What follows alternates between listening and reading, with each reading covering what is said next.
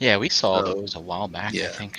Yeah, well, yeah. They're still but, going to sell out, and they're still there's- going to get fucking marked up. Everything is going to get sold out. This is an older article. True, Exclusive? but at least the stuff's going to be easier to get, you know. Yeah, Yeah. but like, it's hard to even find the regular ones. Yeah, but Dom, you can at least pre-order these on Yeah, you can always PPTS. pre-order them. Ah, that's right. That is right. You This is are the stuff. absolutely This right. is the stuff that's selling out exclusive figures. Yeah. Yeah, I mean It's they the are exclusives. slightly.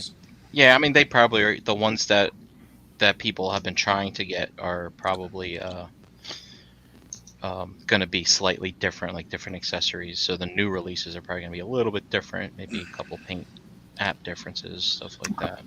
Like, is the red ninja from like what is that Wave 2 sought after? Is people going crazy looking for those, or did everybody get their? Dom, look, Yeah. if you have it, scalp it now. It said. Yep. Scalp it now. Scalp it now. No. Somebody let Gary know. Let them go. Those puppies go. I mean, but the thing is, there are people that just want that shit now. Like people want. I mean, so that's why they're paying those prices too. Well, I know that feeling. I know that feeling. Like, because when something's out and it's available and you're supposed to get your hands on it, like, or that you can get your hands on it, it's like you want it. You do want Isn't it. Chinese New Year coming? It is. That's true. Yeah. And the other thing too is like, all right, you might be paying double today, but it might be triple next month. You know what I mean? So you're like, sometimes you got to bite the bullet. Biting Don't bullet. feed the scalpers. But then what happens is like Feed me. you have to balance that line, right? Because what happens with, like, especially with all the exclusive stuff, what we're talking about, sort of about that tonight, like you can't get your hands on it, so you're almost forced to pay that scalper price if you really do want it. Because who's to say that if you wait long enough, you're gonna get a release for it, right? Like, we're not clairvoyant. We don't know if that stuff is coming out or not. Mm-hmm. Welcome I've to only America. I've only seen that happen once, Jose. I think. Well, at least that I can remember. That's fucking Iron Factory doesn't fucking re-release anything. Listen, don't talk bad about my boys, my Iron Factory boys. Well, the Iron Factory, I guess you're not gonna get exactly, what the earlier releases were, but I mean, you don't have to worry about that if you're a Seeker fan, right? They keep putting out Seekers and stuff. Unless you want a star screen. Brian brings that one. You always bring that one up, Brian. Well, the reason why I bring it up, Dom, is because Tom wants to start trouble tonight. I can tell. when we made that trade, Dom, I was far away from setting up my display, and now it's time. I'm doing it this week, and there's no fucking Starscream, so I went and I bought the New Age one, and it's just gonna sit there and fill that hole. And that's it. I didn't twist your arm, buddy. No, you did not. Brian gave me his Iron Factory Starscream. He sold it to me for. No, I traded that for the Iron Factory Megatron. Yes. Oh, okay. Iron Factory Starscream for an Iron Factory Megatron. Okay. Because I was like, fuck it, Dom really needs it, and I wanted to be nice to Dom. This is already a bunk deal. Yeah, and I was like, it'll get re-released because everything gets re-released, and here it is, never re-released. And then I was listening to Shattercast like a few weeks ago, and they put out another recolor of the Secret mold, and I think it was Greg said something like, "Oh, and I think the news is they're finally retiring that mold." And I was like, "Oh, wow, wowzers!" Wow. So there goes your hopes to get a re-release Starscream. They didn't say they're going to make a new mold. They might make a new mold. Right. Well, I don't want a new mold. I want them to match my other fucking mold. That's what I was about to say. Like, now he's got to settle for a New Age Starscream that looks nothing like those other Iron Factory sequels. And where's those fucking mech fans toys, fuck faces who KO everything? How come they haven't KO'd this shit? Well, I'm fucking waiting for you. They did. You missed out. They made it bigger. They made an oversized one. Fucking cocksuckers. Legends Plus. Oh wow. Yo, what the fuck's going on? I'm usually the angry one on this show. Sorry. My bad. I didn't mean to say I'm drinking this stuff. It's the wrong way. It's fucking with my mind. And he's mad. He's mad because he got a new age start screen with his Iron Factory juice. And all because he was being nice to Dom. See? All because I was being nice to Dom. That doesn't really pay nice off, man. I tell you guys, it does not. Pay off. It doesn't pay off. Oh, God. We lost Dave. See, it doesn't pay off. What's up, guys? Yo. Hey, that's not Dave. What's going on? I know. Look what happened. It's magic trick. Oh, is he in there? He's back. Hold on. Let me get him back. Oh. See what happens? You start talking about him, and that shit starts to happen. Yes. See, you can't fuck with that. What's Dave got in his hand? Is that a tentacle? What is that? It is actually. Ooh. Smell it. Wait. Interesting. A tentacle. It's actually a basically like tentacle Dildo? fingers. So they sell these like party finger things. But I want to try to use it for a custom. At the adult toy shop, also. Yeah. Yeah. Curved for her But pleasure. look, like if I cut the arm at a certain angle, it might work as an arm for like a squid dude. That's crazy. Look at there you. you That's go. creative. Oh, did you get that squid head? Yeah, I got the squid head. There you Now, go. those are called mind flayers, right? Is that what that is? Yeah. Yeah. Yeah, it looked great if that can be done, yeah. Nice. Getting creative. Get to there. work, Dave! Gonna be interesting. I want 20 by the end of the month. I'm putting them up for sale. Pre-orders. Pre-order now.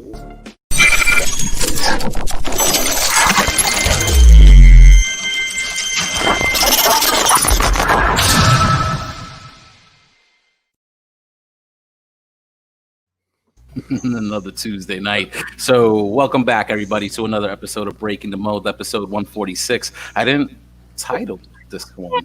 Jose, read that comment from fucking Chuck. I'm listening in the car and that music just gave me a heart attack. Sorry, dude. No accidents. No accidents, please. No accidents. Yo, that shit on my head. Yeah, no heart attacks. What's up, though, everybody? I'm Harry. Yes. Let's go around the yard and say hello, Brian Brink, the angry Brian Brink. How are you? All right, let's get happy. I'll drink it. Makes me get happy. The What's going grumpalizer. on? What's going on? I actually, on my vacation, I had to work for a couple hours today. Maybe that put me in an angry mood. Then that's not a vacation. You can't call it a vacation if you're working. Yep. Hey, look, man. When you see a situation turning south, I just can't sit on the sidelines. I know. That's the captain in me. I can't. Mhm. Can't let it That's right. That's right. That's right. I saw you lining up your primes there. Those are all in alt mode. Yeah, I got a couple more to transform during the show, and well, actually, I probably have a few dozen more. But when I'm done looking at my transformers in robot mode, I want to make a prime alt mode display. But they'll look nice here on the nice little windowsill that I have at my disposal. It's like now. what do they call those things? The Russian nesting dolls, right? Mhm. Except for They're up Kenworth front. trucks. There you go. Yeah, I'm taking it. All right. All right. Energon Addict. We missed you last week, Pop. How you feeling tonight? I'm all right. It's got a lot of real life stuff going on, but aside from that, man, I'm here to have some fun tonight. Talk to my boys. Yeah, I could talk some tell. toys. I could tell you got the robe on and shit. It looks like is Oh, that no, a robe or a sweater? This is actually a light cardigan because my robe is in the dryer. I was telling JD and Brian because when I came in, JD was like, "Oh, fancy sweater," and I was just like, "Nah, it was cold, but my robe's in the dryer." So I had a hoodie on, but I looked like a fat fuck, so I didn't want to keep it on the show because it was like all like bundled up here, and I was like, I'm gonna probably take this off, so I took it off. Yeah, Here I am. I'm in a brand new shirt. My cousin Frankie got me for Christmas. They dropped it off this weekend, Endor Lake so it Camp. says Endor Lake. Has a bunch of Ewoks on it. That's cool. It Nice. goes good with my favorite hat that Chan got me a few years back. So Man, you're cold. Dom's cold. I'm cold. I don't know. I don't know what's going I'm on. sweaty. Yeah, You're sweaty, but he's Yeah. in a hoodie. it's not cold here. That's for sure. I was out earlier and they had put that saline stuff down on the roads, and I was like, "Wow, snow's coming." And then I checked my phone in the forecast, and it said I have a 40% chance of 0 inches snow. And I was like, It's supposed to be flurry. flurries. Yeah, flurries, that's what I was hearing. No. But the temp is supposed to drop, like supposedly tomorrow. So we'll see. I have to layer up before going to work. You know? Wow, that's so funny. All right. Well, good to see you tonight, Pop. That's a fancy looking sweater. I like it. All right, G Money, what's up, dude? Hey, how are you guys doing? Very well. Very well. That's How are good. you tonight? Everything's fine. It unlike you, Jose, it was not a 3-day weekend for me. So it was a normal work Saturday, work Sunday, work Monday. Yeah, it's kind of the routine. I'm off tomorrow though, so that's good. So that's good. Gary, staying up late tonight? Well, we'll see. Probably not. Exactly. It's been an early day still. It's not the being off tomorrow. It's the getting up early on Tuesday. But Christine had some family in town on Friday, so we went to dinner with them. So that was fine. But yeah, that's about it. It's kind of just how the work grind goes when you got to do it. Yep. I hear you. Kind of like Brian. Like I wish I had access to my stuff from home because I would have definitely worked on some of that stuff because I had a hell of a day today. So, I get it. Yep. When you got to take care of business, it really kind of never stops. So, all right. Well, good to see you tonight, Big Dom. What is happening? What's going on, guys? How you guys doing? Doing good?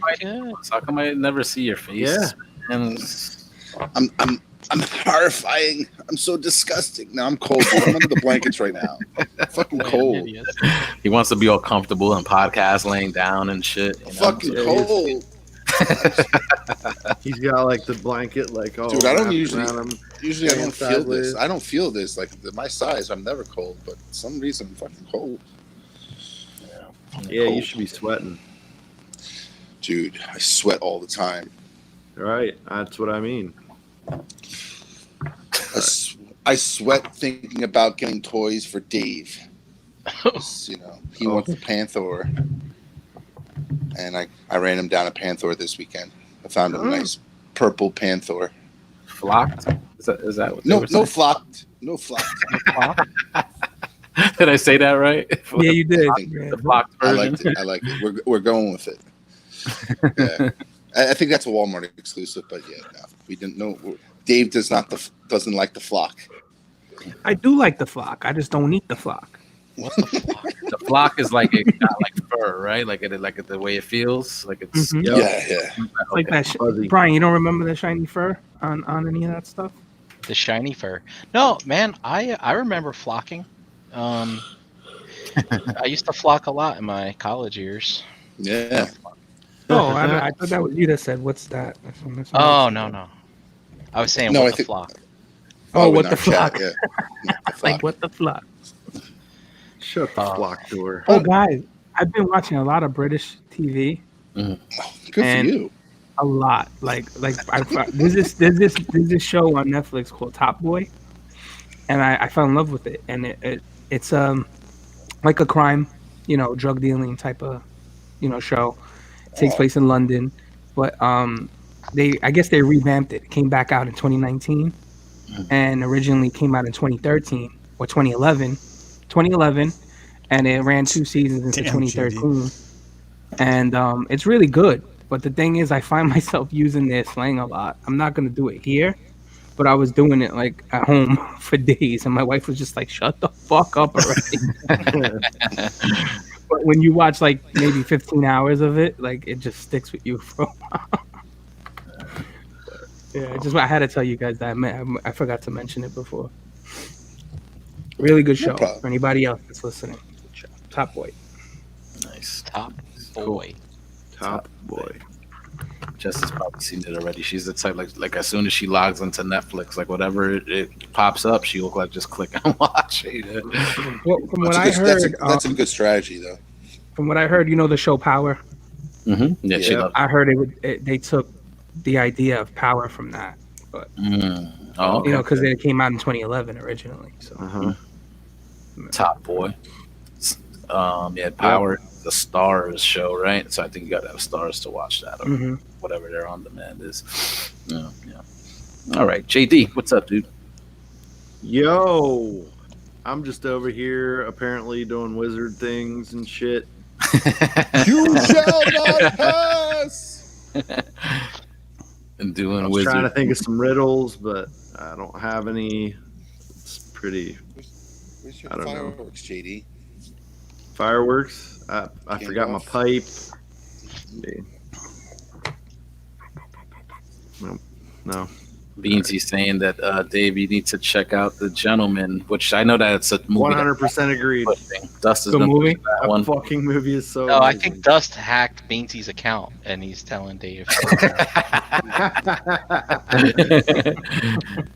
I do need to kind of check that. I know he's been pushing that hard, saying it's good. So yeah, it's got to be maybe. The Gentleman? I'll put that on my Gentleman. list. Yeah, It's bound to be really, free here any moment. Really good. Yeah. Bound to be free any moment. Oh, okay, I would expect. So I should wait. Can't stay locked down forever. Delayed gratification, Jose. Yo, All right. yo, Maya wrote, Dave, I hope your wife wraps the gift in your house because I got your package today. Yo, I could not find a box for that thing. I only had a really big one. If not, I was gonna have to use one from the post office. So I found a box, literally not an inch. I had to kind of go like this to his box, her box, her box a little bit, Squeeze it, and it just if he opened it with the tape, I bet you the fucking figure popped out of the fucking thing. That's how Boing. tight it was. Boing. Yeah, I'm not the best at rapping. Man. That's why I don't sell shit. You don't sell shit. You don't sell shit. You know what? That's an interesting thing. Let's talk about a little bit about that because If it doesn't, if it doesn't fit in a dime bag, Dave doesn't sell it. Oh, fuck you, man. It's been a while, man. What's wrong with you? Yo, word up, act it up. I'm just fucking. That was great. So real quick, I saw a thread in the Realm of Collectors Facebook group. I think that's where I saw it. Pretty sure. So, about PayPal fees. So that's usually, Fuck those fees. you got to deal with that stuff if you're either buying or selling. So what's everybody's stance on? All of us have sold shit or at least done favors or whatever. But this is more in regards to selling. Who pays the fee? You or the buyer?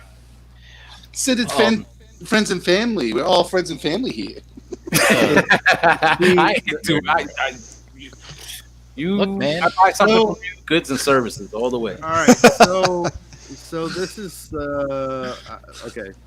It's kind of hard to kind of figure this out. Like if it's somebody new that you're dealing with, I've seen plenty of posts that buyer pays PayPal fees, which is what 2%, 2.9%. Yeah, well, 3%. All right, that's whatever. It's fine. Like an extra $5 on top of what you're buying tops. What if you're please 3.45%? Like, what if you're selling thousands of dollars of things in one transaction? That 2.9% might.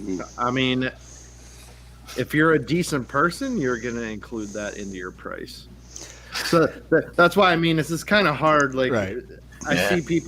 I see people all the time selling Black Series figures or Transformers or whatever, and it's like, buyer pays PayPal fees, goods and services, blah blah blah blah blah. But I see other people that they're selling the same sort of stuff, and it's like, $30 shipped. Right. You know what I mean? Mm-hmm. Goods and services, fees are included, shipping is included. You know what I mean? People.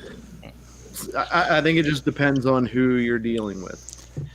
Because a lot of the groups, people don't know each other, and goods and services, you're guaranteed to get your money back if it doesn't fucking show up. You know what I mean? Right. It's worth it to pay that price for that peace of mind. Yeah. Yeah, and I mean, I like buying Black Series stuff from the groups and stuff like that. Like I've had no problem, like people. Send goods and services, and it's like, hey, do you mind paying the PayPal fees? And like, either we split it or I end up just throwing an extra couple dollars in there or whatever. You know what I mean? It's not that big of a deal. You know, what I mean, you're already paying the shipping, so it's like, okay, well, it's $7 to ship it. Here, I'm just gonna make it 10 to cover the fees and whatever. You know what I mean? You're good.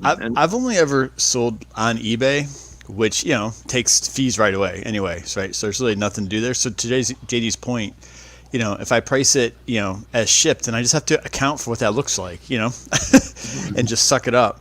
And look, we have the Shameless toy group. I've listed a few things. I've never sold anything through that. And anything else I've sold, it's always helping friends out, right? So it's pretty much just selling something at retail, which is going to be, friends and family, and just, figure out, it all comes out in the wash with shipping stuff around as we tend to do. Right. So. Yeah. I mean, to me, the fees, they are a cost of using that service. It's a cost of doing business. Yep. When you go into a store and you use a credit card, that merchant gets charged a fee. And for the most part, they don't pass it along because, here in Delaware, when shit's $99.99, that's it. That is what it is. They don't tack on a credit card fee. There's a gas station near me that will do that, though. They'll be like, pay at the pump pay at the pump with a credit card. It's this much. Come in, pay with cash. We'll give you a discount. But it's like, if those merchants, I mean, allowing people to use a credit card is what drives people to buy more, right? So if they weren't going to be like, I'm not paying that fee, screw credit cards, then they're going to have less people buying stuff from them because people aren't going to walk around with cash. Makes it less. Yeah. And then when it comes to people doing these personal transactions with toys, people are used to buying stuff for what the price actually says. And so when they sell it, they want to get that exact price back. But I mean, I think everything should be done with goods and services. And you know what? Just raise the price, right? Just raise the price if you want to get a certain amount back for that figure. But I mean, without PayPal, you're going to have a hard time fucking selling that thing anyway. So just suck it up and absorb the fee. And also, I guess, to side with the buyer a little bit. To side with the seller a little bit, and the buyer's like, I don't feel like I should have to pay this fee because you're the seller and you should absorb it. Well, guess what, buyer? You're not going to be able to get it, unless you come to a compromise anyway. You really want the figure. It's just a few dollars more, right? It's just a few dollars. not a big deal. Just pay the fee.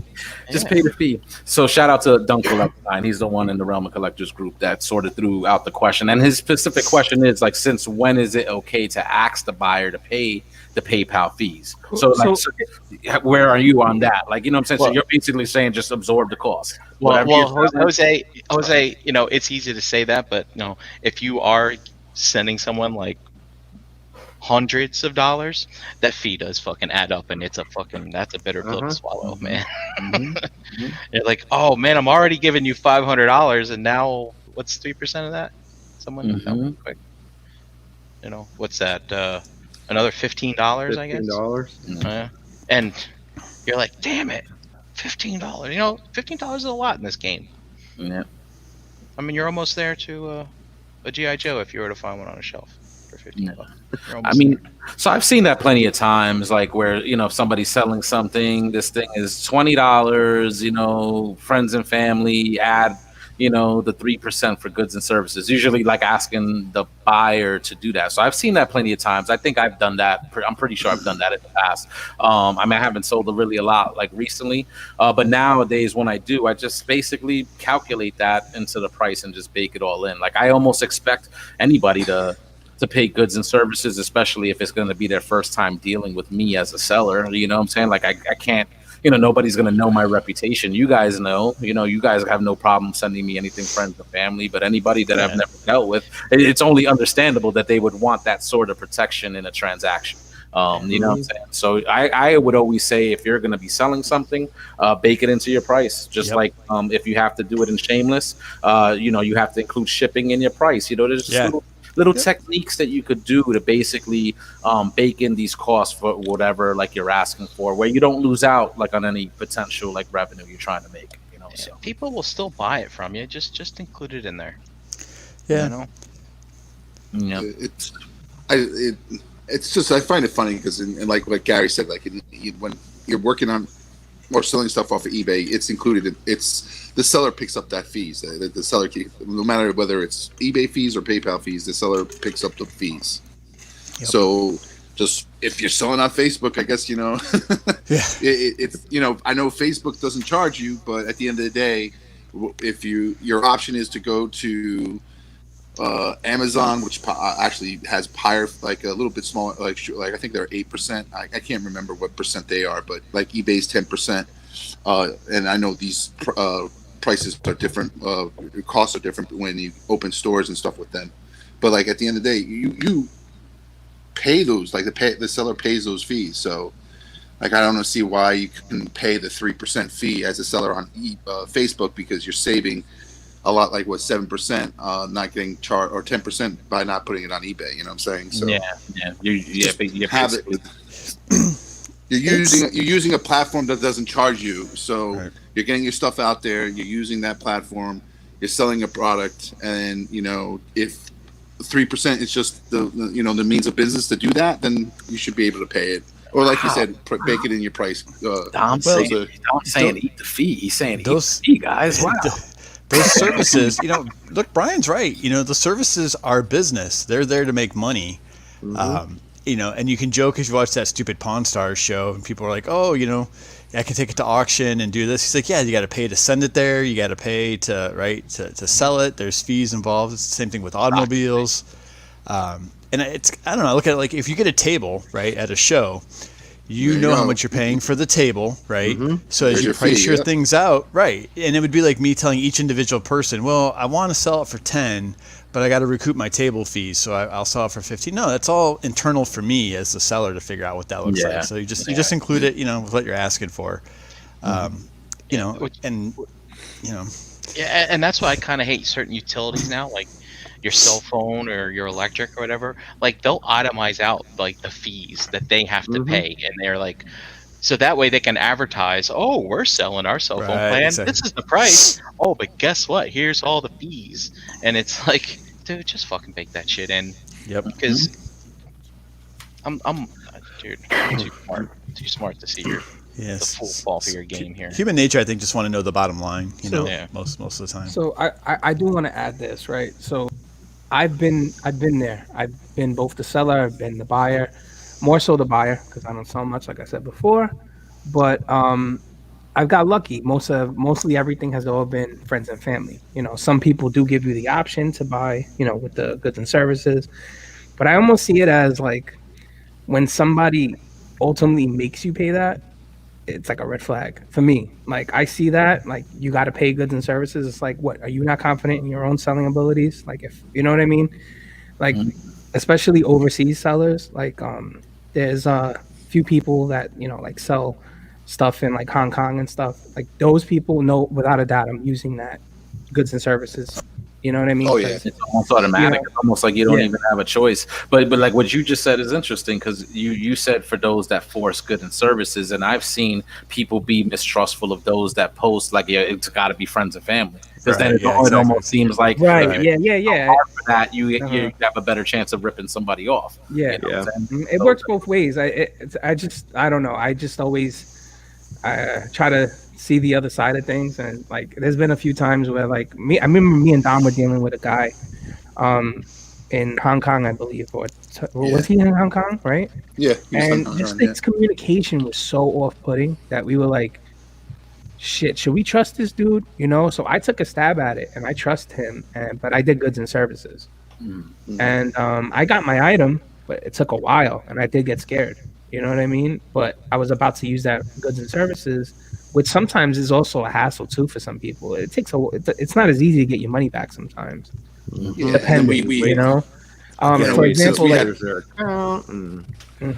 like if somebody doesn't have any money in their account, where are they taking the money from? Is PayPal obligated to pay you? That's what these fees cover. They Right. So everybody pays these fees, right? And then if somebody doesn't pay, the fees cover that. But you think PayPal's not going back and trying to recoup that money from that Yeah, person? that's why they are. the fees They go are. higher. They are. They go higher Yeah, for the, the fee goes up. Right. that's, I've heard stories of people going bankrupt, like basically disappearing. yeah. And PayPal having to get like a FBI involved and stuff like that. So Oh, That makes sense. yeah, I mean, I could imagine, the world is so big, the amount of schemes out there, you could only imagine, You use those Yeah, powers for good. That's all I say. It's like those industrial endeavors. Sometimes the criminals. It's like if you put that knowledge to use, you'd probably have a very successful, legitimate business. No. The thing too is when it comes to selling on Facebook, just as a seller, you have to, you have to list your parameters. You have to make sure it's like if this is included, this is included. Make sure that's all up front because it definitely at the end of everything and and then on a buyer, if it's not up all front, ask the questions. When you ask if the item's still available, does your price include fees? Does your price include shipping? Like if he doesn't have that labeled out in his posting, ask the questions as a buyer, and then use as Facebook, especially in groups and stuff, like to avoid if you're obviously spending $300-$500 and the fees are large and the seller's making you pay the fees, then use like a good thing to do in Facebook is like ask for references. Right. See if other people bought from this guy, and if there are good references and people that that bought from this guy before, then you might be willing to let go of the goods and services and pay friends and family. You know what I'm saying? Yeah. So those are things that you can do. have any of you ever been swindled Yeah. or something No, not not shipped yet. to you? Not, I was just gonna not say, yet. fortunately, Off I've of Facebook's no. been pretty good. Thankfully So- not. Yeah. I've No. gotten pretty lucky too, but you see the horror stories, right? You see people complaining about that stuff, and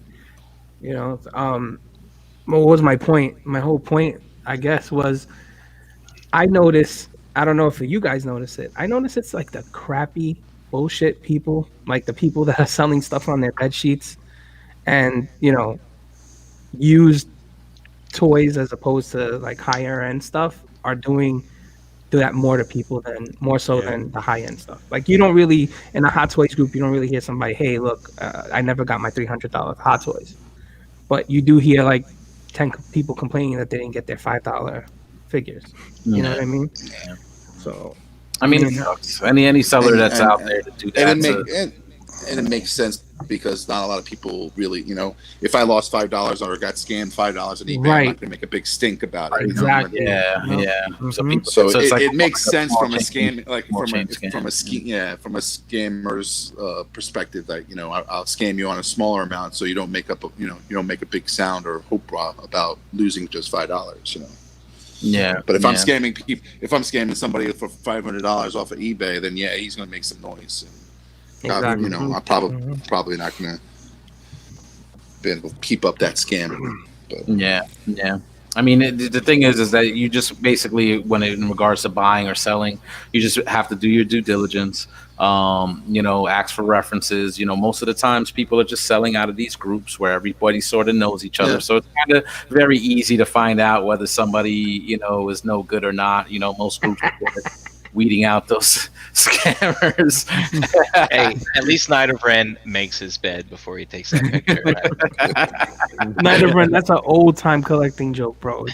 I've done it. Everybody's done it here, so don't worry about it. Seriously. And so that is what it is. You just got to do your due diligence, making sure, and a lot of these groups that you could buy or sell in, they do have like a running list of people, like, the +1 or a star system where you could pretty much know, how good somebody is if you just sort of check that thread that's usually pinned to the top of a lot of those groups and stuff. Jimmy in the chat, though, like in regards to the PayPal and the goods and services, he's a new seller. Like he's never really sold before. So it's interesting. Like, remember the perspective we're coming from, we're sort of all experienced doing this here, like, doing it for years, basically. So we kind of know the ins and outs. He said he just sold for the first time. Sold friends and family, but a couple of people asked if they could sell goods and services, and they said they cover the fees. He's new to selling. So I mean, definitely understandable. Like, you know what I'm saying? If you didn't know, you know, all these processes that are in place that people use, because I know he was hooking up a lot of people from the realm with some of those GI Joe figures, and I think he was just selling them 30 shipped. You know, and if you're selling that thing to somebody in California, you might have had to pay a little bit more in shipping than just shipping over to like a state right over. So again, that's always going to be a learning experience as you do more and more. Yeah, and I wanted to mention, I remember the first time I bought something from someone on Facebook in one of the groups. They were quoting me two prices, or no, they were like, here's what it is, pay me friends and family. I was like, I want to do goods and services. How much more is it? And just be aware, it is 2.9%. You know, round up. There's some people who ask for more than that. So just have your wherewithal about you on that. Add 5% for the fees. Yeah, that 5%. No, add the 5%. It's 3%. It's 3%. Yeah. Don't do that, Dave. Don't do that. Right? No, I've seen that. I've definitely seen that. But maybe the person, again, benefit of the doubt, whatever, devil's advocate, maybe the person doesn't know. But yes, it's 2.9%. I saw somebody put 2.9% plus 30 cents. Like, I don't know. No, 30 cents. Yeah, 30 cents is the transaction fee. There goes your fucking butter roll tomorrow. Yeah, plus 30 cents. So like I would, like on eBay when I had when I canceled, like if a seller or a buyer canceled his orders, I have to eat that 30 cents from PayPal. But like, it's like, come on, you just heard the guy that does it, Jose. He's that guy, bro. You owe me 4 cents. I need you back tomorrow. Yo, you gotta pay me back my 30 cents, motherfuckers, my restocking fee. Restocking my ass. What are you restocking? Oh man. But nah, it's like I like I said, like, do your homework. Like Jose said, like, as a buyer, you have to ask the questions. Don't just buy something like, yep, here's $300. Friends and family. First time I ever dealt with you. Here you go. You know what? Even when the person hasn't asked for it, if it's the first time I'm dealing with them, I'll send them. I'll calculate what the goods and services is, and I'll send them the extra money and do it goods and services, even if they didn't ask for it, just so I know I'm covered. I'll do it. I'll cover it gladly on my own behalf. You know what I'm saying? Because sometimes, again, like Dom said, the listings aren't so clear. Maybe people don't like say, "Hey, friends and family," or what. So they might not say anything. So I don't want to feel like they're jerked if they expected $50 and I paid goods and services and they got 47 or whatever the fuck. Right. You know what I'm saying? So I just cover it. I just cover it. I did. And like what Dave said, in past experience, I always pay goods and service for overseas just to be, you know, safe and comfortable, because, you know, obviously you're buying for somebody overseas, and, you know, typically if, you know, things don't come or they don't send you anything, there's pretty much no action that you can pursue and everything like that. So there's no action they can pursue either. Plane, bro. Yeah. The plane. Fly to Hong Kong. I'll fight for you. You know, we had talked about there's the people out there that like demand friends and family and won't take anything else, and sometimes that does seem shady, but you can tell. I mean, you can tell, but also you might be able to assume that that person's been burned by a bad buyer. Because there are people out there to be like, I never got it, but they really did get it, and they'll want their money back, or they'll complain and say, you know, there's a paint smudge on it and you didn't say it. I want my money back, and I'm not shipping back the item, or some shit like that, right? So you gotta watch out for those. Well, if there's people that are just insistent on selling something using only friends and family, and you don't know each other, that's a no. That's a flag. Well, I think people have to be flexible, you know what I'm saying? Especially when you don't know them, you know what I'm saying? Like, JD, I feel offended if you said goods and services, if I had to send you money, you know what I'm saying? But hey, it is what it is. We know services, that's the difference.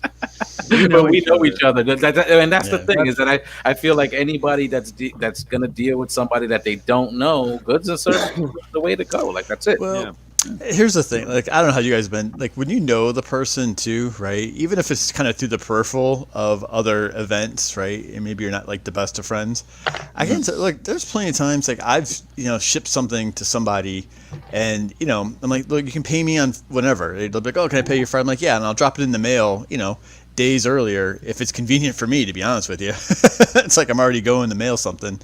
And, I don't know. I guess you just have the right perspective maybe, right? And just treat it for what it is. That it's not going to, I'm not doing this for a living, I guess, right? That's all. Yeah. So oh, sorry. I was going to say the volume. Is there a certain volume where, like, let's say this person is a third-party seller, right? Like, not third-party Transformers, but just sells something, outside of Big Bad Toy Store. They're their own little venue or whatever. And you pay them friends and family for everything. Because if you paid them goods and services, they probably have to claim that, right? Yep. They probably have to. That's possible. Yeah, right? Probably. Listen. Because, for example, Gary, you and me both buy from a certain toy group. Yep. And he probably makes a ton of money a month. I'm talking tens of thousands of dollars. And it's all friends and family. It's not good. Right.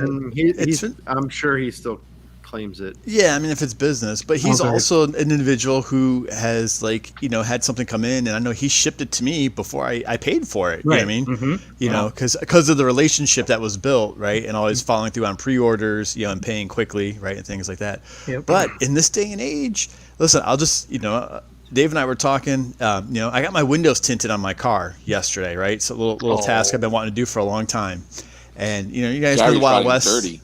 Oh my goodness! Listen, Florida, right, does have a tint. Like it's supposed to be like a 15% light penetration, right? So it's still pretty dark.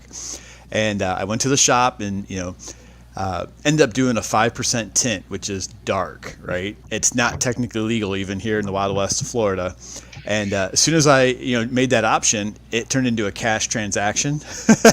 Just because they didn't want to have a record of being the ones responsible for putting it, because it was my choice, and it was my choice to pay it, right? But my point being, you get pulled over with that car like every 5 blocks. No, gun pointed and everything. Get out of the car, Dave. Do I have to do it? We're live. I probably shouldn't do it, right? What? I was just gonna point to. Hold on, never mind. Oh yeah. Gary, I'm sorry. For the listeners who don't know what he just did, right? So Gary is Caucasian, right? I am not. So sometimes when us Puerto Ricans or we got Ian in the car or whatever, Gary's like, I'm driving, guys, don't worry about it, I got this. Because he'll speed, he'll do whatever it needs to be, because he points to his hand. It's just a joke. It's just a joke. But sometimes, it's kind of like that, right? I mean, it's when you're looking to, I don't know. I don't say it's not being sketchy, but it's just it's just the less official trail sometimes is what helps you get some savings too. That's all. Until you get pulled over and you have to rip it all off. Well, yeah, but we'll see. Knock on wood. I just jinxed myself, probably, right? Yeah. And so, I hope not. You tinted your car to keep it cooler on the inside, right? That's why you did it? I'll be honest. It really is the reason why here. No, it's true. You really need it more so. But it does. Look, if I told you it didn't look badass, like right now, then that would be a lie too. He was smoking his crack.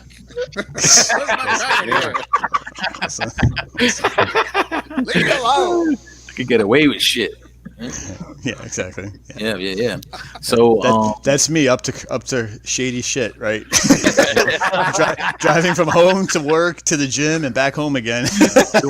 Doing bumps off his own penis. Maybe do a Target once in a while, right? To look Target run, yeah. Right. Yeah. I'm gonna be like, sir, what do you have in the bag? I'm eating my grilled chicken. That's my food prep. Yo, look what Matt heard. You gotta highlight that. It's my food prep. That's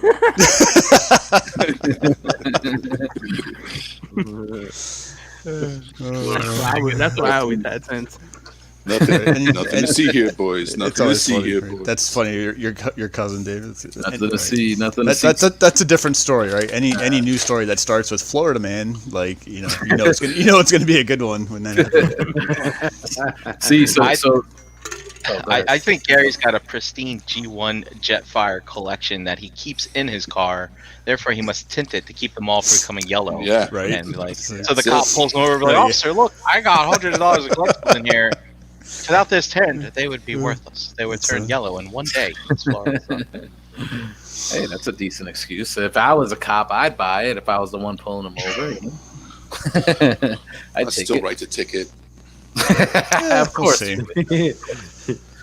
So Night of Ren, he said he sold a bunch on Facebook, and he takes PayPal, friends and family, but he'll do goods and services, which is good. But look what he said. I thought this is interesting. He also looks into different money apps other than PayPal, like a Cash App. There's Venmo out there. There's other different like money sharing apps. Are you guys like open to doing transaction through those means other than PayPal? Like, what are the protections involved? Like, if any, like if you do a payment Venmo through has an no app. protection. Venmo has no protection. I don't think Venmo is just straight up cash. It's just like Straight up, Like, you just it's like families and pass friend. Yeah. and some of them like want a bank account. Some of them want your phone number, like your mobile phone. And I Venmo. I don't like that. I'm like, no, I got a fucking email address. What do you want my goddamn phone number for? Call me. If you Sometimes that's the easiest way to look up connect the account with the other person. When you put their phone number in, you could come their tag name or whatever it is. Oh name yeah, will come up on the it Venmo. comes up. Yep, it does. That's how Jesse pays me the rent. You know what I'm saying? So I make sure she, gets on that this week. Send her the reminder. And But also, yeah. The thing is, with so much stuff revolving around PayPal, I mean, you build up that balance, right? Like, oh great, I have a Cash App balance. What the hell am I going to do with that? I don't know. Transfer all linked to your bank account. Yeah, well, you see, I actually, since PayPal stopped allowing you to buy postage labels with credit card stuff, because I used to never have a bank account hooked up to PayPal, I actually opened up a separate bank account just for that, so I feel better. Like, I never want a PayPal hooked up to my main account. Never. Like, I don't. Right. I don't know what happens. What if I sell something and I don't have the balance, and 6 months later somebody comes back and says, "I want all my money back." Like, I don't want them touching my bank. That's my money. That's mine. They Yeah, can't. 6 months later, you tell them you give them the No, cash. dude, 6 months later. So- PayPal will let them fucking file a claim on you 6 months later. That's what's fucking bullshit. Yeah, so like this was a few years ago. I mean, probably like 4 years ago, 5 years ago. It was right around the holiday, and somebody, some company, some bullshit company, fucking sent invoices to my PayPal. So it was two different invoices. One was for like total between the two, it was almost $900. And it was like they said they were a tool company and they had a website and a phone number, and like it was bullshit. You know what I mean? And I had to contact PayPal and be like, look, I didn't make these purchases. Like, this is a fake company. I mean, if you try and call them, it's a disconnected number. The website doesn't go anywhere. Like, there's like a title page, and it has their logo and like pictures of tools and stuff like that. But if you click on anything, it's like, 404 not found, error bullshit. You know what I mean? So like, of course, it overdrew my bank account. You know what I mean? But like, I ended up getting that money back after fighting with PayPal because they didn't really believe me at first. Then they put my account on, and I was on probation for 30 days for filing the claim. And if they were like, well, we have to wait 30 days to see if the company that invoiced you counteracts on the claim. No one ever contacted them, so then it just went through. You know what I mean? And it's like, I fucking told you it was fucking fake. But like, I haven't heard any news about any like that stuff happening to anybody in a long time. So I don't know. Yeah, it's been a while. Yeah. I hate the shit that I've seen. Like, pop up in the group sometimes where it's like, I guess you order through eBay or somewhere overseas, and they send you like a bag of beads or something, just so it could say like it's delivered, and then I guess it's harder for you to make a claim. Like pocket pen flashlights. Yeah, like they'll just send you some small little bullshit that didn't cost them anything, while they ran away with your money for you. If you paid $200 supposedly for a figure you were expecting, it's fucked up. I've seen it, And then at that point, you just gotta go through all the nonsense of putting in a claim and having to get your money back and stuff like that. So, I've noticed with some of the companies here. They've made it like easy, like the thrust that is Target exclusive thrust that everybody's been going crazy, and now at least like finding out there in the wild. Like the one that I ordered, that pre-ordered, they shipped it out. It said when I was checking the tracking, it said delivered. I didn't get it. Like it wasn't delivered to my door. Right. And if it was, maybe somebody swiped it. But I've had plenty of stuff, and I live in an apartment building. My front door is right in front of the lobby door, so people constantly walking by my door all day. So if they did drop it off at the door early, and maybe somebody came by and swiped it, but that usually doesn't happen. So the more than likely they either misdelivered it, delivered it somewhere else. But I put in, I just said never got it, and not a problem. They refunded the cash, and that happened one time with an Amazon delivery too. Like ordered some food for my dog. It said delivered, and right. It's like it wasn't there, and you got to wait a few days, put in a claim or whatever to make sure that it's not just like an error in the tracking or whatever. But once, a few days pass, they let you sort of put in a claim and you get your money back. Like 1, 2, 3. So it's not too bad, I guess. I know PayPal, I think it's a little bit harder to make you wait a little bit longer, like depending on delivery and stuff like that. So takes at least 30 days. Jose's not telling you. Both parties got to be in contact, and what happened? Jose's what not happened? Telling you. You're not telling like the full story, because I know you opened the door one day and you saw a little kid swooshing around a thrust around the hallway. Get out! I wish. I could be like, hey, somebody's throwing it up. Give me my toy. I kick them in the face. What? It's like that scene from Coming to America when they're like, I think these are the people that stole our luggage. Everybody's wearing their shit. Right. One kid's got Jose's thrust. One's got, Beast Wars Megatron and a dinosaur down the hall. So what the hell's going on here? Yeah, that happened too. Like it's happened a couple of times, man. A coffee maker a couple of months ago too just said delivered, and Jessie, that's her thing, coffee. She can't live without it. She was like, "What? Like it's not delivered? It's not here? I was waiting for the delivery." I'm like, "It says delivered. What were you doing?" She was like, "No, it sucks to have to go through that shit, but shit happens. Shit happens." Yeah. So bottom line, I think we're all in agreement that if you're gonna sell shit, include the fees in your payment. Right. Add the 2.9%. Or just whatever you decide. Just be transparent about it. Yeah. Yes, exactly. And don't be like don't be self-conscious about your price either. Like people will buy it if it's a fair price. Yeah, I mean, just do it. Don't let people in the comments discourage you.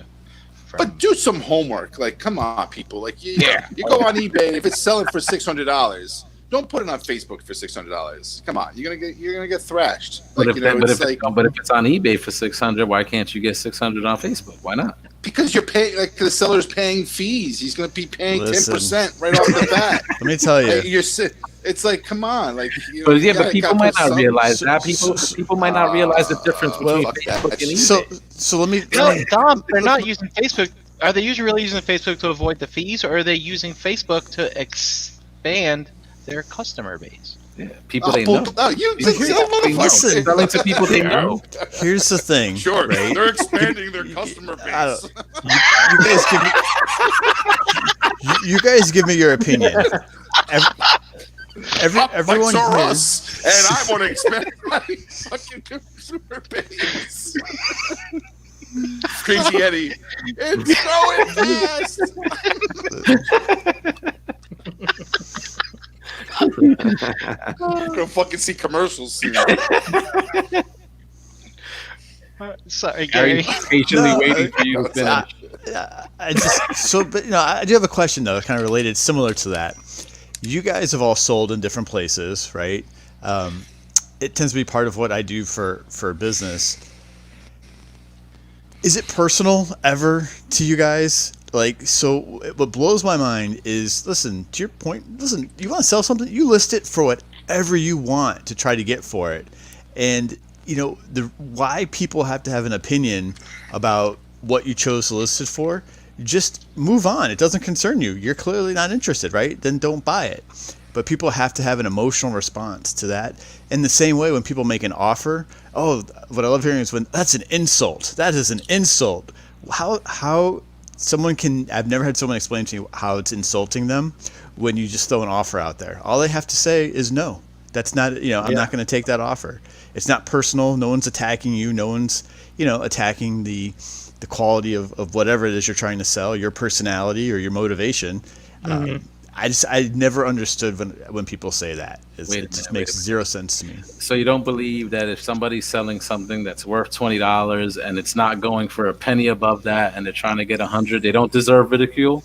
Listen, why would I give them my time? I'll just move on. It's like, that's crazy. Click, I'll give right? you $10. Yeah, I mean, it's like, come on. No, look, it could be ridiculous, right? And silly, right? They don't deserve a laughing gif. Exactly. Yeah, but it's not personal. I don't take it like, you're attacking me and my integrity and mine, as an individual. I don't know. I don't get it why people feel that there's some emotional connection to the business transaction. If you're not interested, you just move on. Yeah, just move on. Yeah. I agree. I agree with Gary there, but I think from a seller's stand base, when you're selling off what you saying? Yeah. $11. I just feel like if you're selling off of Facebook, you're selling it to, to avoid some of those fees that you would incur, whether you're on Amazon or fucking eBay or whatever the case may be. But then put that, consider that in your price, and I understand if you're going to be passing the 3% fees to the buyer because you don't want to pay, you want to absolutely get the full return on your item. Dom saying if you're selling it on Facebook, you gotta put the fan bro price. No, the fan bro price is a whole different fucking price. That's like $300. It's like selling on eBay. Put it up with like $280 on Facebook, but then the Frambo price is like $190.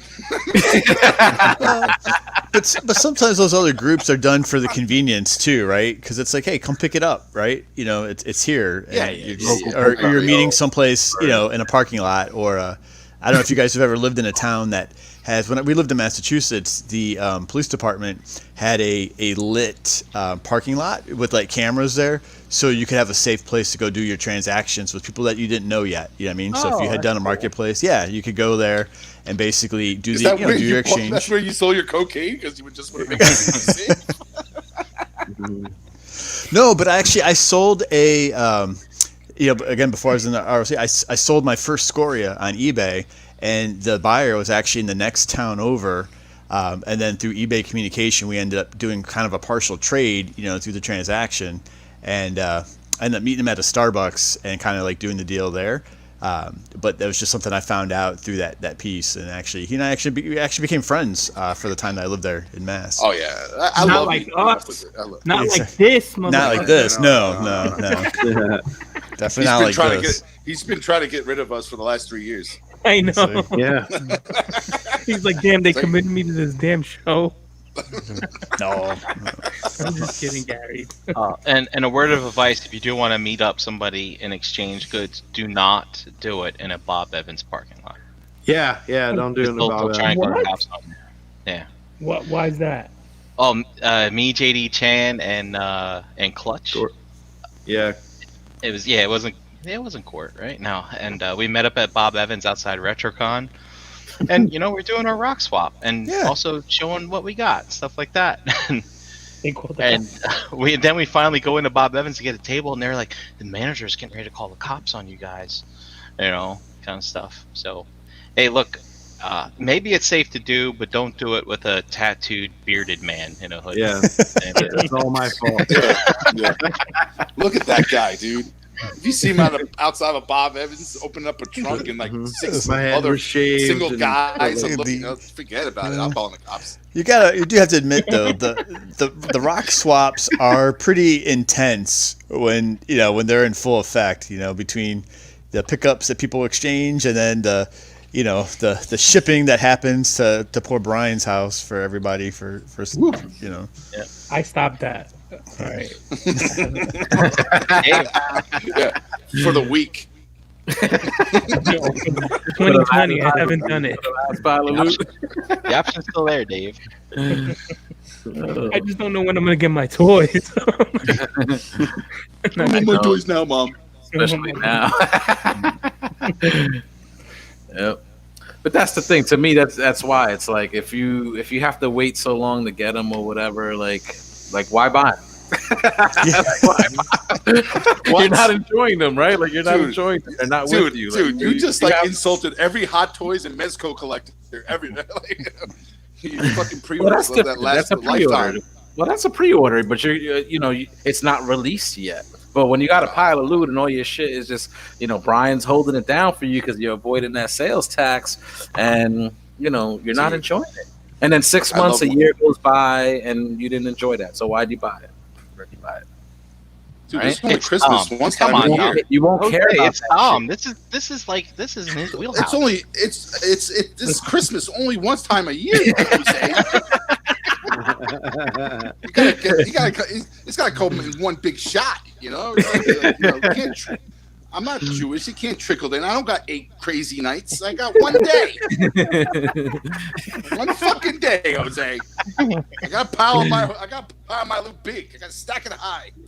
He said, I don't have 8 crazy nights. That's the thing. Like what like Brian, you mentioned it earlier. And I think a pile of loot thing kind of speaks to that. Like if you're the type that could just do that and wait, product is released and you're waiting that 6 months or more or whatever until you actually have to ship it. It's like I waited my whole life to meet you, Jose, so it's worth it. It was worth it. So that's the thing. That's why it's like pile of loot. Like usually, I rarely order through EBTS anymore, but it's there. You got that pile of loot option. I'm like, nope, ship when it's available. I'll pay the $4 or whatever. Like, well, the thing is I think back in the day the pile of loot was working because it had that 150 threshold, of free shipping, so people would pile their loot, pile their items until you get to 150. I don't think they ever offered free shipping, but the thing is, the bigger the pile, the more. You save. Oh no! Yeah, you're right. You're save. Yeah. No, yeah, you're right. You're right with BBTS. They never offered, but other. I remember I was doing with TF Source. I was doing the stack, and I would stack my pile. I would keep putting things in the stack until I reached that 150 mark, and then I would let it go because they would offer free shipping at 150. So, and I know a lot of Chosen Prime does that. A couple other people do that. And BBTS, granted, it's only $4, like you said, Jose. When you're buying a $250 toy, like $4 shipping on that is it's a great deal anyway. So you ship it right away. It doesn't really affect. And why are you keeping it in your pile of loot for another 30 days just to get more stuff into your pile of loot when it's only $4? My last pile of loot was 2 of the biggest boxes they had. They had those 3, boxes are awesome. Dude, they're huge, and it was 2 of those. You can put body parts in those boxes. Yep. You can put pretty much a whole person in there, person. I know Dom got a few of those on the side. I'm with you, Jose. It's like I just started using that maybe in the last year. And I get maybe 2 things in there, and I'm like, all right, you guys, you got to ship it. I was like, I don't want to wait anymore. Yeah, the way I look at it, I get wanting to save on the shipping, especially if you're ordering a lot, and it's just like, hey, okay, just bulk it all together and ship it. But listen, if you buy a Starbucks coffee, if you buy breakfast, you buy a lunch or whatever, $4, whatever. Like, like I pissed that shit away on something that doesn't matter a few hours later. So to pay for $4 to ship something, and then hey, I get to enjoy it now. It is what it is. That's how I look at it. It's in regards to shipping and stuff like that. Thankfully, Amazon. I mean, you pay your yearly fee, but shipping free. Yeah, and there's different types of collectors, right? There's collectors who already have stuff they're enjoying now and want to enjoy stuff later. That's where I was going to go. There's collectors who are like, I'm not going to enjoy it anyway. I'm just buying it because that's what I do. So whatever. Right, Dom? Yes. and and then there's some people like, I don't have time to enjoy this now. That's all I do. Yeah. And then there's some people that are just like, I'm not enjoying anything over. Right. Like Beansy. So speaking of enjoying things, did you open your Transform Element Prime, Brian? You shared last night? Yeah, he's in truck mode right now. Wow, you put him in truck mode? Jesus. Yeah. I did it during the last Nerd Life Syndicate show. And it took me all show to get it into truck mode without instructions. There is some crazy shit going on in this thing for transformation. Some stuff. You see that about every figure. But it amazes me how they can continually invent new ways to turn Optimus Prime into this shape. Right. Yes, true. It's pretty incredible. I mean, it's about as complicated as that MP44, I think. So, it was fun. Yeah. So I think there's some proponents of the pilot loot feature and stuff like that. So yeah, I get it. Like, what I'm saying, some people don't mind the wait and just getting, there is something to say about getting a nice big box of goodies. Like, that is a nice feeling too. Merry Christmas. It's like Christmas, and it doesn't have to be December. Yeah. So let's get to a question that Jimmy Rich gave to us last week. Because I know, it was pretty cool. I know we've touched on it in the past, but I think it's pretty relevant, especially with all the Walmart, Target exclusives like going on nowadays, and a lot of collectors having a hard time kind of finding these things out there. So he basically was asking like if exclusives are killing the enthusiasm of the collectors out there, basically, because it seems like a lot of these companies are putting out store exclusives. If you don't pre-order like in those first 5 or 10 minutes, sold out, and then you're really pretty much left worrying or wondering for months whether you're going to get an actual copy of said piece. We've all dealt with it. With me, I've scaled back my collecting, but I was going through it with this thrust. Thankfully Tyler found one. The one that I ordered got lost, so thankfully, Tyler came through for me. And they're showing up now, but again, we didn't know that was going to happen. People were like, hey, if I didn't get that pre-order in on the website, I missed out. So I get it. I get people's anger out there about not being able to get exclusive. Do you think exclusivity is killing enthusiasm for anybody that's out there collecting nowadays? I've heard lots of people say, hey, I'm out. You know what I mean? I can't find this shit. Done. But I don't know. Yeah, shout out to Jimmy. He showed up today. But thanks, Jimmy. I mean, if you want it that bad, like, don't give up hope. Don't give up hope. Don't feed the sharks. Don't feed the scalpers. Just fish. Play that wait. Our friends, not food. Ooh, yeah. See, now that is the thing, though, right? Because if you missed out, I mean, chances are you could get it out there, but probably for a very inflated price, and that sucks to have to pay that like that. Don't feed the fucking sharks. Don't feed the sharks. Don't feed the sharks. See, but what happens if that's the only way you could acquire? It won't be the only way. They're gonna, there might be Dom might disagree. Didn't you miss out on those Conehead fucking Amazon exclusive seekers and that nobody could get now that are super expensive? That fucking I fed the shark. Ooh, you fed him. You fed him. Yeah. How about the Mezco white? How about the Mezco white agent, whatever, White Skull? Did you? I fed the shark. You did. Oh wow! No, I know. I didn't buy a secondary. I'm waiting for my wait list to turn over if it does. Oh, good, like Ace. good. But good. no, but if it doesn't turn over, there's I look at I. Yeah, but Have I I want ever to talk paid about that secondary for a market minute. price? Yeah. So that figure came out, guys. If you guys aren't aware, it came out maybe 2 weeks ago now, 12. right? Yes. Right? There you go. Less than that, and then it was 500 only, right? So they went out. Whoever got them. So a lot of people are complaining about that, and especially in the Mezco groups. But not only are they not, some people aren't complaining about it, but what I see them trying to trade up to get that figure is ridiculous to me. They're trading figures upwards of $500 for this toy. And don't get me wrong, I could see the value in it because there's only 500 of them made. Okay, it's super limited, but the toy's a fucking kit bash. If you look at it, it's all pieced together from pieces that have already come out, right? It's nothing special, aside from it being exclusive. But because it's made so exclusive, it becomes almost a grail figure for some of these Mezco collectors because it's so hard for them to get. So I just don't get it. Like, is it just it's just the exclusivity? That's all it is. Yeah, it's it that is. little It's- thing that's it's- exclusive in the yep. corner, and that you only have 500 made that makes some people want things. Yep. Yes, I am upset that I didn't get it because I collect the hard to get Mezco stuff, but I'm not gonna kill myself over it, and I'm not gonna trade 3 or 4 figures that I have to get that one stupid looking one. You know what I'm saying?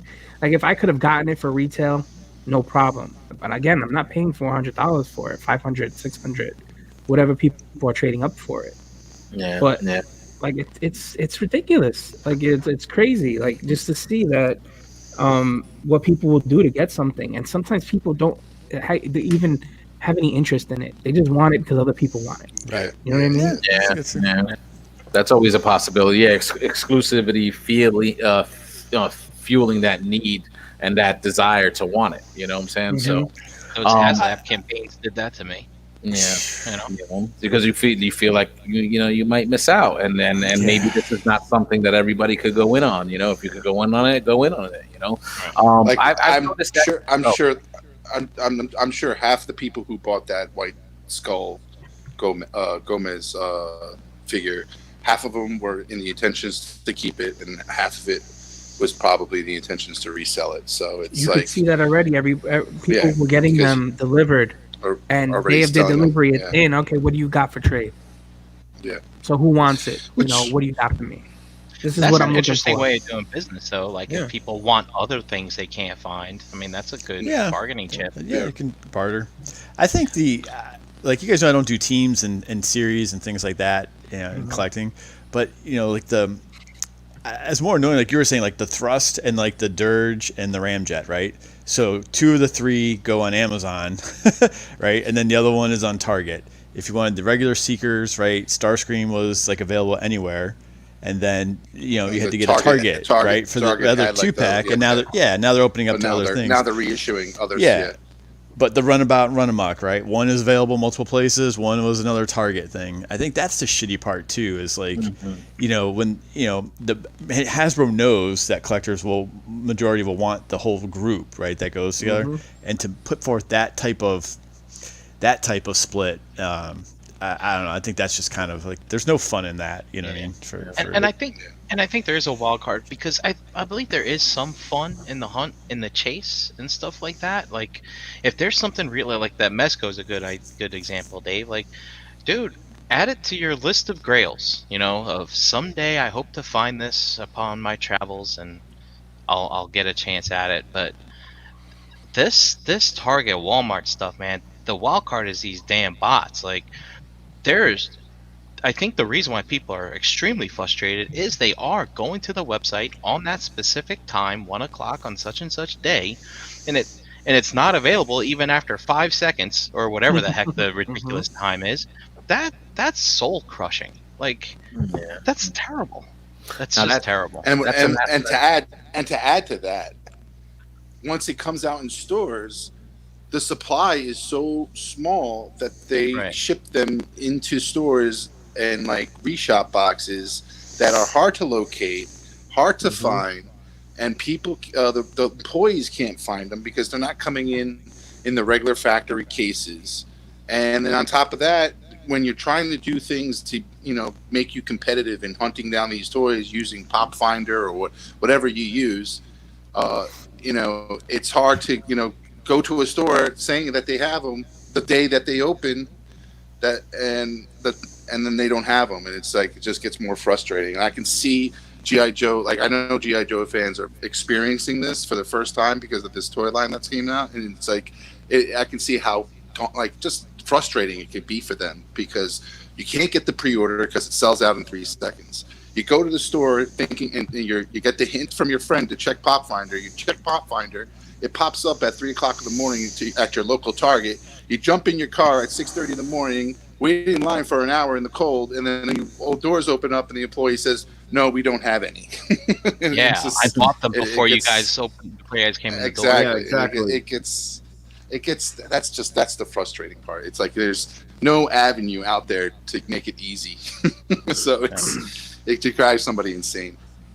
Yeah, and then again, no indication that you're going to be able to get this stuff, in the future. And then on top of that, Target can cancel your pre-order, send you an email, and you have to be checking your email constantly because that's what all we do every 24/7. Yeah. And if you don't reply to your email in time, they can cancel your order, and your pre-order that you've got, that you were lucky to get, got canceled because you didn't respond to their delay. Yeah, and it's like hitting stores, like it's hitting stores the week that they canceled your order. That's what's fucked up because I know that's happened to some people. I know it happened to Ralphie. I think it might have happened to Chuck. Like, you know what I'm saying? Like, just if you didn't happen to catch your email in time, cancel the order because you didn't respond within 5 hours, 6 hours, or a day. Even sometimes people just don't have a chance to check it, and that's unfortunate. Especially since they're popping up in the stores, because then you would think, hey, there should be plenty to fulfill all these pre-orders. Exactly. People are getting their pre-orders canceled. Like, that's just crazy. Well, and then the other thing that works with that is, like, and it did happen to Chuck, but real life happens too. So you try to track down these pre-orders and things like that, and then they don't make it easy if you move or you have to change an address, right? Some of those things happen. He had an issue with that. Yeah, it's like stuff that should be user friendly for you as a customer. It makes it even more difficult, which can add to the frustration there. I couldn't believe that, like when Chuck had that issue, because I'm thinking, man, this is just as simple as logging into your account and changing your details, and even if you pre-ordered it already, like if they have your new details, just boom, go to your new address. Exactly, it's just not that. Wow, like I couldn't believe it that they gave such an issue or just canceled the thing outright. Like, that sucks, that completely sucks when it's not like a customer friendly like experience when it comes to things, like that. And again, when it's these exclusives are involved and your order gets canceled, and maybe you're that guy that doesn't live in an area that you have a Target accessible, a Walmart accessible, then these exclusives are even harder for you to get. It sucks, man. Like, I know for me, it's not a fun experience trying to be on the ball. We're here, we're working, and a lot of the times that's when these pre-orders go up for sale, 11 a.m., 12 p.m.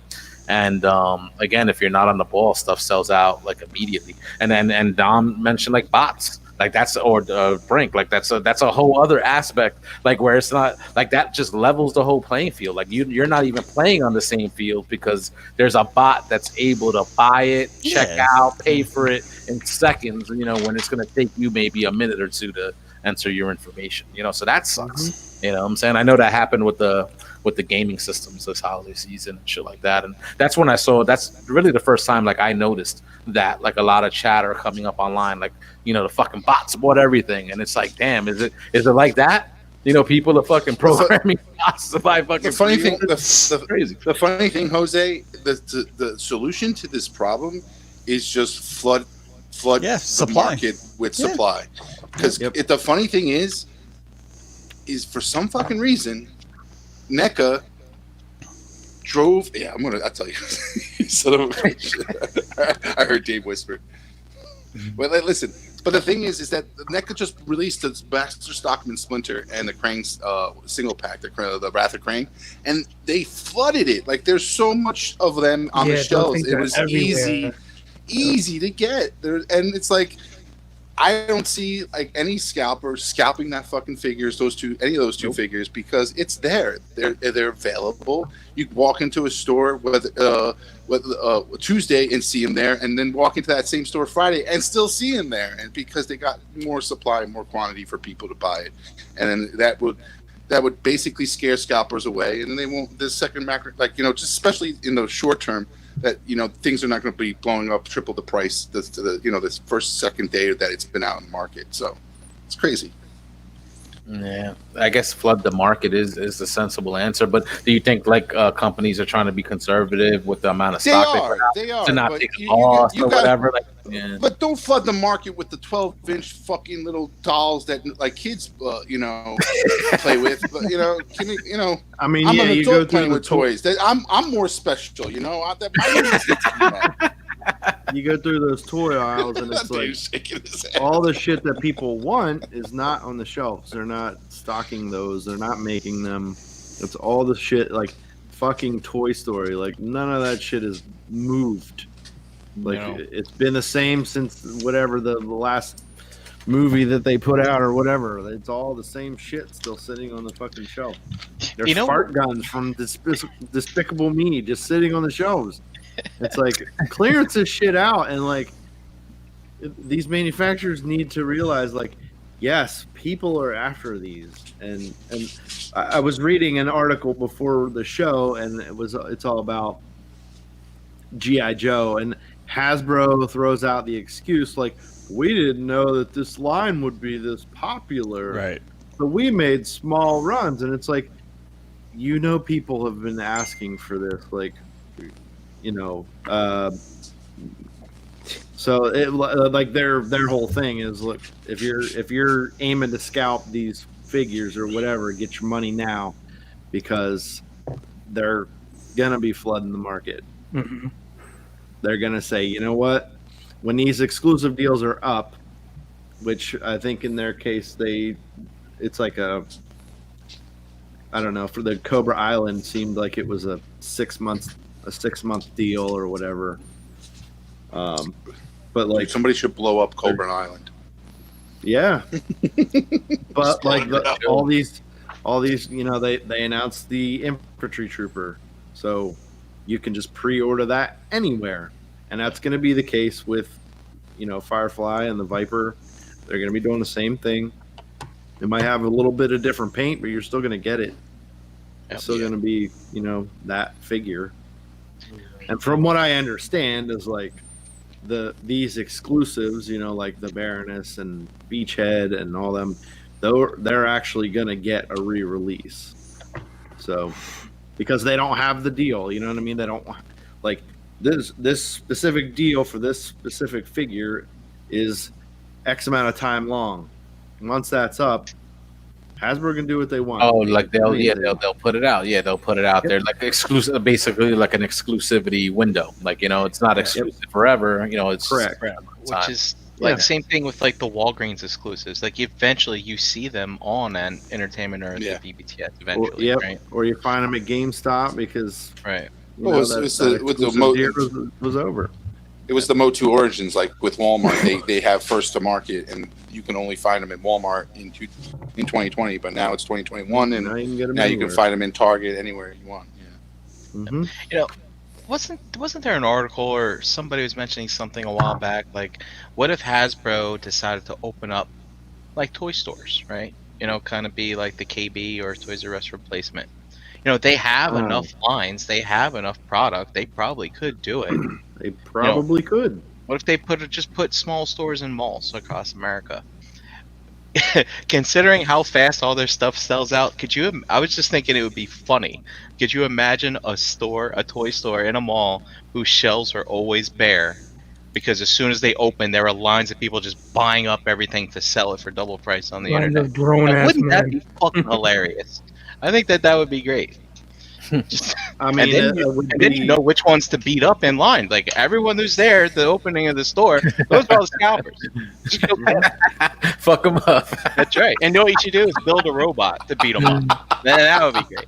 You want to make it real cruel, Brian, and they don't give bags. Like, they have to carry that shit all out.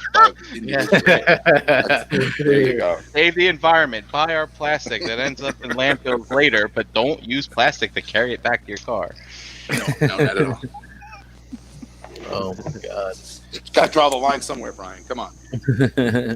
See now, what's the I think me and Dom we've all talked about it. I think offline. I don't know if we did it on air, but what's the positive to the company, to the store, for getting that exclusive? Obviously, the store, you're going to get customers going to your store because you could only get this product there. But wouldn't the company that's giving the store that exclusive make more money if they just sold the product everywhere? So what's the boon to them to do an exclusive? I don't know. Like Dom, I think Dom mentioned maybe sometimes the store that's getting the exclusive, maybe you might foot some of the bill of the product. Yeah, they'll split the cost. The cost of making the figure, of producing it and stuff, Yeah, maybe. Or maybe it's a way for Target to give their employees raises. Look, we can't promise you a really good salary here, but we got these shows coming, and if you happen to be working on that day, you can make a killing on eBay with them. Would you like to sign up for a job now? Okay, good. See, now that is crazy to think about. Do you think some of these companies ever hold back stock because they know people could make money on the secondary market, and they just let that shit happen? You think they can frown on that? If there's a game to be played, it will be played. Yeah, sure. It will be played. God damn it. Fucking Chuck brought up a good point, with the G.I. Joes, the last line that they released. Yeah. So it didn't do so well, you know what I mean? The last line that they put out. And I don't know. In my mind, the 3 3/4-inch game is it's dying. It's dead. And people love 6 inches, obviously. 6 inches is where it's at. People that have spent the last 20 years collecting that scale, you know what I mean? Of course, they're the ones that are keeping it alive, but a lot of us have moved on. We've graduated, so to speak, And it's one of those things, because that line did so bad, it's kind of okay that they were a little gun shy. As, how he says, and that makes sense, but at the same time, you're doing a whole new scale, you've offered the first wave at other places and they're selling out. You need to keep that. Yeah, those numbers. The other point is some of these figures, they're planned years ahead. You know what I mean? So they might have a 2 to 3 year lead on some of these figures that are just sitting, waiting for a release date or waiting for production to wrap up. You know what I mean? And then they can start shipping them out. And then another month goes by and they're ready to put them out on the shelf. So basically that means that while those fucking 3 3/4 figures were not selling, they were already developing these 6-inch Joes, which they didn't know would sell or not. But they would have to have known that they're going to sell if they're actually going to go all in and produce the line. It's a risk they have to take. And like I said, they, it's we know Darius has his head in the lion's mouth. You know what I mean? He can, hey, people really want this. He can put that word out there in the office. And I'm sure a lot of the other people that work for them have the same sort of thing. But it's crazy though, because I think we discussed it a long time ago. Because supposedly it's been said, us, people hardcore collectors like us that are really niche, the adult collector, only make up 10% of whatever the total percentage out there of people that would buy said product. So if we make up such a small percent of that, why is this shit just selling out instantly when you put out a pre-order? If we only make up such set percentile of the fucking total buyers, it's weird. You know what I'm saying? I don't know. It's because everybody's making money from home these days. Everybody's selling online, and it's not just the the scalpers that we're used to. It's not just the collectors that do this on the side to make extra money. It's the soccer moms that are doing this too. They're figuring out what's worth money, and they're buying that shit too now. So Right. those those little ladies that you see waiting online, sometimes they're not waiting online for bath soap and stuff, groceries. They're waiting online for those exclusives. Believe it or Right. not. Like, And those soccer I moms seen are a vicious. couple. I seen a couple. It was a couple. A woman and a male team doing making runs and buying stuff, looking online, and filling their carts up. It wasn't the stuff we buy, but it was other like niche, like toy stuff that they were buying. But you could see them looking up prices, and they were looking up what they could mark it up at, whether selling it on Amazon or selling it on eBay or their own little store. Yeah, Yep. but they do So that. so the next it's time a you're real at, thing.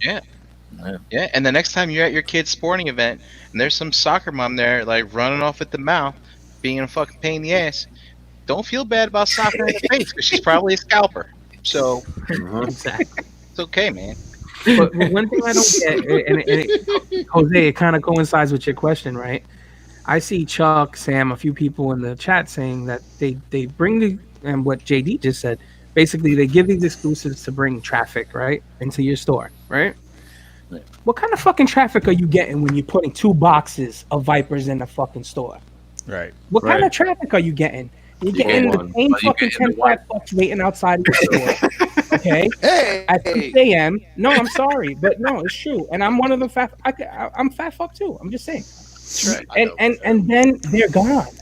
The real Yeah, traffic it's- of that fucking store is at 5 p.m. when mothers and fucking families are. Well- Trust me, I go to the Target by my house, and there's no traffic at 6 a.m. I You don't know got if those you, fucking.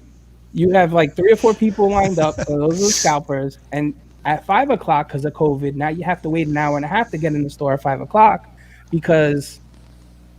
Just because of COVID, you have to. They just let us right in here in the BX, so they don't give a fuck. Shit. Oh, well, they do it out here. Listen, They do it out here. look, So when I don't see how you're bringing traffic to a store by bringing a box of GI Joes. well, it's like Walgreens exclusive, right? Whatever All it is, right? a black You're bringing a suit. bunch of nerds that are going to talk about it Yeah. on the internet to your store. You're not making $100,000 extra a year because you. Well, you never sold know. the That Vipers. nerd is going for the GI Joe, and then he might go buy a TV or Nah. PlayStation. The dude they hasn't bought. The dude Yeah. hasn't bought sneakers in 10 Or years. some tire, All right? some laundry. But no, Dave's right. Dude Dave's right. The dude 'Cause hasn't brushed his teeth since Deodorant. fucking No. 2010. No, No, all right, no. Toothbrush. Dave's right. Buy no deodorant. The person's like in and out quick because they're gonna go to the next store. You know what I mean? And they're gonna be like, "Oh, this one doesn't have shit. I'm gonna go over here to this Not other after place." picking up that Snicker. He needs that Snicker. Right? And not off Yeah. it, not He's after like, stopping he's off like- that bathroom. Hey, look, if Pop Finder says you have 12 and you got nothing on the shelf, they're going in that bathroom. They're pissing all over that fucking thing. So like Chuck brought up another good point, and it was like, that these exclusive deals, that were probably made a year plus ago. Oh yeah. You know Oh what I yeah. mean? Yeah. So before any of this has become a problem, how many more of those deals have been made since they've Right. seen it and addressed it and all that kind of stuff. So like it's like you said, there's probably another one coming. People are going to be frustrated. They're going to be upset about it. But it's fine. It's just toys. Like At the end of the day, that's it is. I understand the frustration. Yeah, yeah. But and yeah, and Chuck brings up a good point, Terry. He said, what if the Matchbox collectors figure it out? Because guess what? All those people are 80 years old and they get the early access to the stores now. those like the Matchbox guys. They're. Anytime I see Matchbox guys, it's always like they're racing to get back to the toys. Then like there'll be all that stuff out, or like if pallets are lined up, they will actually literally go through the pallets until someone comes over and yells at them for digging through the pallets, you know what I mean, and taking all the Matchbox shit. But like I've like gone past aisles and that kind of thing, and it's always like when they see that you see them, it's always like, oh, this is a nice bicycle. You know what I mean? No, you're looking at the Matchboxes. Aren't they all like super old? Like, aren't they all in? No, I mean, there's. Aren't they all in like rascals? Is it like bumper cars with them and the rascals going down the aisles, racing each other down? Don't front. I know what you was looking at. Don't front. Yeah, exactly. But dude, I'm here to look at fucking toys too. Like, But you got, if you see another person in the aisle, it's the Spider-Man meme. You gotta be like, yeah, hey, you're a fucking nerd. I hear you on the. Oh, go ahead. I just wanted to say to Sam's comment. He said how it gets him because he goes looking for something and then he winds up getting groceries too, right? I did the same thing when I went to Target. I went just to go because I had basically nothing to do. I went looking for a video game. That's what I went for, and then I went looking for toys, and then I wound up buying groceries anyway. So I get where he's at, but you needed those groceries anyway, right? Like you were going to buy that food for your family at some store at one point or another anyway, right? No. You just decided to go to Target because they had the fucking Vipers, and that's where you decided to go fucking food shopping that day. The collectors take their kids with them. They go down the toy aisle, and the father's like, damn, no G.I. Joes. And the kid's like, yay, we get to eat today. Yeah. But no, I get it. But I mean, like, as top ramen for everyone. If I'm hunting for something, if I'm like, oh shit, fucking Walmart has the fucking Panther, I gotta go look for it, right? I'm going there for that. You think I'm gonna stop there at that one Walmart? I'm gonna go to the next Walmart to find it if I can't find it. I didn't go to wait online to buy a bag of fucking Cheetos. You know what I'm saying? So I get them saying that you go there for one thing, you wind up leaving with another. Chances are high. No, it's fine. But I don't think that works with these exclusives. It's too much, man. It didn't work with me today. I went to Target, didn't find what I was looking for. Right. In and out. Yeah, exactly. 5 minutes. In and out. I'm out. Didn't stop to get a Mountain Dew. Didn't stop to get cheese balls. Nope. No. I ain't waiting on that line. I could go to the bodega for that. Right. But if you're Sam Mead and you see that box of cereal that your kids like, and you're like, oh man, I know they're running low, I'm gonna get that. You know what I'm saying? Oh, and by the way, I think they need milk. Oh, I need this. I get it. But you didn't go to the store for that, bro. You know what you were really looking for. Right. We know. Or you got those people who are like, honey, I'm going food shopping. I'll be right back. Oh, yeah.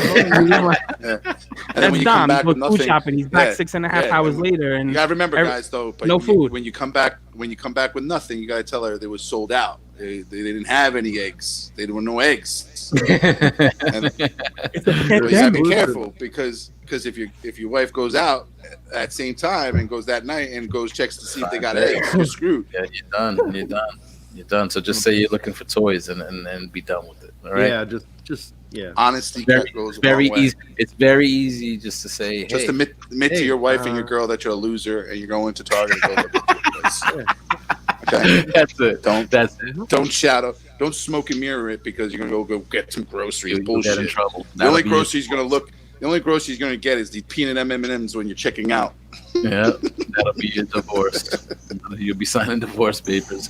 And JD, good point on the whole frustration thing. Like I've noticed when it comes to these exclusives and everybody kind of getting up in arms, it's a very much like in the moment thing. These things are exclusive. Got to get them now, whatever. But listen, I've missed figures before. I've been lucky pretty much getting everything I wanted, but I've missed things here and there. Yeah. And when enough time passes, you don't care anymore because there's always just something else. Forget your order. Look at this guy. He's talking like he lives a wonderful life. Like I checked. Tyler gets him all his fucking figures. I've been lucky. Yeah. I've been lucky, guys. I go to Target, I find it, and then I call Tyler. And Tyler's like, Tyler, I got it all for you, buddy. He's in the land of milk and honey. Listen, hey, KJ, is this a real story? Because I was in Target with my son the other day, and he yelled out Cobra Viper and messed with me, and two other dudes appeared out of somewhere. That's hilarious. I was like, yo. Everybody watching, that's the new thing. We all gotta do that shit. You go into a Target, that's the thing. You gotta give it with a big round and then a fucking Vipers. You got video. You got video it. You got video. I got you. I'm gonna send you something. You gotta video it. stand in the action. I go, they got vipers, and see how many guys come. So cruel. So, all right, guys, good discussion. This was pretty awesome. Jimmy, thank you for the topic. Yeah, thanks, guys. man. If you're watching and listening, we're reaching out to you. Let us know if you have any topics that you want us to discuss. Hit any one of us up. Throw out that topic. We'll discuss it here on your favorite show on Tuesday nights. Let us know. We're always happy to discuss what you guys want. So good one tonight. Really appreciate it. Before we sign off, we're going to throw out a Hangout link in the Realm of Collectors Facebook group. So if anybody wants, come and join us, and we'll hang out for a little while. Old school ROC hangout like we did last night. So with that said, let's go around the yard and get some Where You At. Brian Brink, I'll start with you, buddy. Hey, you can find me, Brian Brink, here on vacation, transforming primes into trucks. Also, I am at Brinklizer on Instagram, and of course, Brian Brink in the Facebook groups. Today is Tuesday, which means you'll see me again tomorrow on this channel. Tomorrow night. Is it a bigger banging week? It is not. Shelf gravy. Yes. We'll let JD give you the details on that. All right. And John Addict. Let him know about it. You could find me here Tuesdays. Dave Colon in the Facebook groups. I am Energon Addict on Instagram. And again, that was a great question, Jimmy. Mm-hmm. Thank you. Thanks for adding it. And anybody else, add more, please. It was an awesome topic. I think it was a great topic tonight because it's what everybody's talking about. Yeah, we're feeling it. Mm-hmm. Yeah, good stuff. Thanks, Jimmy. Which Chan? Go get it. Jimmy. Get her. Might come running. I don't know. All right. You told them, Dave. You told them where to find me. Oh yeah, they know where to find me by now. If you don't, fuck you. Right. Don't worry. I'll send you Dave's info. Okay, Gary. Yeah. So Gary Allen in the Facebook groups and with you guys, and it's true. That the frustration, and you can share that. You can share the fun too. And I'm just a big believer. We've all felt it. The people in the realm have felt it. Like there's a collector's karma that's out there. So when you do try and help each other out, right, for different ways and different things. It goes a long way too. So like I think JD said earlier, you don't have to feel like you go at this alone all the time either. And it's just a great way to keep the community growing as well. So keep that in mind. Well said. All right, Dominic. You can find me in Gary's car in his legal tinted windows. You're the one giving him roadhead? Oh, no. Waving at my collector karma as it passes by. And you can find me at the Facebook groups Dominic Grasso and here Tuesday nights with you guys. All right, Jesus, you would take it there, Dave. You're so dirty.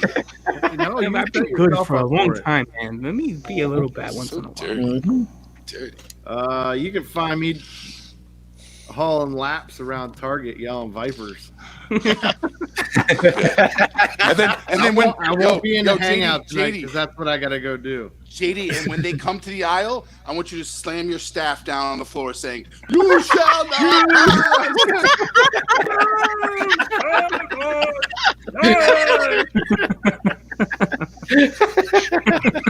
That's it.